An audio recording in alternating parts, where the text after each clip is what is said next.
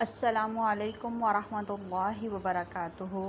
بسم اللہ والحمد للہ والصلاة والسلام علی رسول اللہ۔ رب اشرح لی صدری ویسر لی امری واحلل عقدۃ من لسانی یفقہوا قولی۔ رب یسر ولا تعسر وتمم بالخیر وبک نستعین یا فتاح یا علیم۔ سبق نمبر 2 ہے لحن کا بیان۔ لحن کے لغوی معنی ہیں لب و لہجہ کی غلطی۔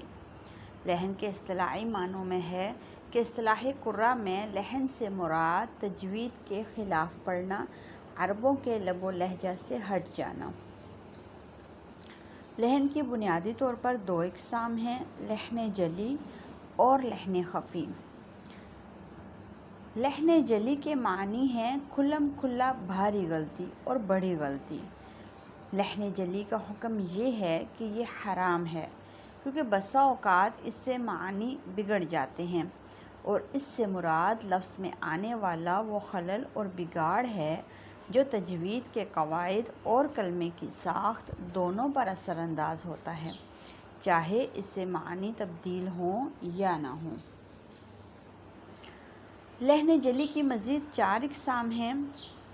نمبر 1، کسی حرف کو بڑھا دینا یا کسی حرف کو کم کر دینا یا گھٹا دینا۔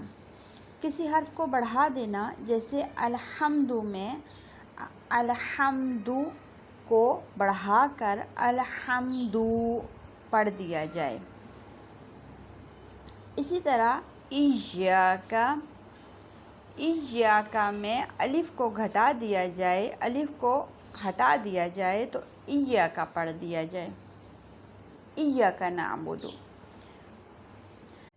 نمبر 2، مشدد حرف کو بغیر تشدید کے اور بغیر مشدد کو مشدد پڑھ دینا، یعنی جس حرف کے اوپر تشدید تھی اس پر تشدید نہ پڑھی جائے، اور جس حرف کے اوپر تشدید نہ ہو وہاں پر خود سے تشدید لگا کر اس حرف کو مشدد پڑھ دیا جائے، جیسے الرحمن۔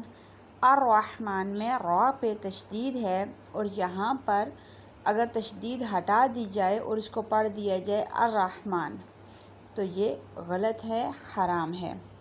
اسی طرح الرحیم، ہم پڑھتے ہیں نا بسم اللہ الرحمن الرحیم، تو یہاں پہ را پہ تشدید ہے اور ہا کے نیچے زیر ہے، لیکن ہم یہاں پہ ہا پر خود سے تشدید لگا دیں اور اس کو پڑھیں الرحیم تو کیا ہوگا؟ یہ غلط ہو جائے گا، یہ حرام ہے۔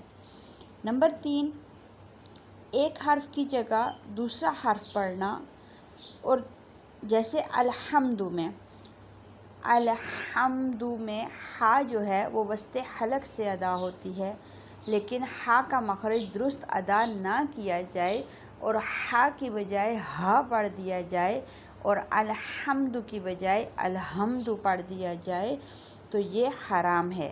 اسی طرح علیم، واللہ علیم، اور اللہ تعالیٰ جاننے والے ہیں۔ علیم میں عین کا جو مخرج ہے وسط حلق سے ادا ہوتا ہے، اور یہاں علیم میں عین کو درست مخرج سے ادا کرنے کی بجائے علیم پڑھ دیا جائے، واللہ علیم، تو علیم کا مطلب ہوتا ہے دردناک، تو یہاں معنی بالکل تبدیل ہو جائے گا۔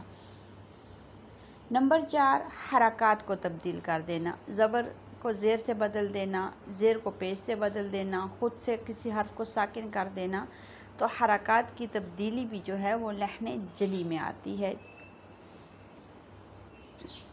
لحن خفی کا مطلب ہے چھپی ہوئی غلطی ہے، پوشیدہ غلطی، جسے تجوید کا ماہر قاری تو سمجھ سکتا ہے لیکن عام آدمی اس کو نہیں سمجھ سکتا۔ لحن خفی کی غلطی سے معنی تو تبدیل نہیں ہوتا، لیکن کلام کی خوبصورتی اور عربیت باقی نہیں رہتی۔ لحن خفی مکروہ ہے، اس سے بھی بچنا ضروری ہے۔ لحن خفی کی 2 اقسام ہیں، مفخم حروف کو مرقق اور مرقق حروف کو مفخم پڑھنا۔ مفخم مطلب وہ حروف جو ہمیشہ موٹے پڑھے جاتے ہیں ان کو مرقق یعنی باریک پڑھ دیا جائے، اور مرقق وہ حروف جو ہمیشہ باریک پڑھے جاتے ہیں ان کو موٹا پڑھ دیا جائے، یہ لحن خفی کی غلطی ہے۔ اسی طرح دوسری غلطی ہے ادغام، اخفا، اقلاب اور مد فرعیہ وغیرہ کی درست ادائیگی نہ کرنا، یہ بھی لحن خفی میں آتا ہے۔ نون ساکن اور تنوین کے قواعد ہیں ادغام، اخفا، اقلاب، ان کی درست ادائیگی نہ کرنا اور ان میں جو غنہ ہے اس کو درست طریقے سے ادا نہ کرنا لحن خفی کی غلطی کہلاتا ہے، جو کہ مکروہ ہے۔ وما علینا الا البلاغ۔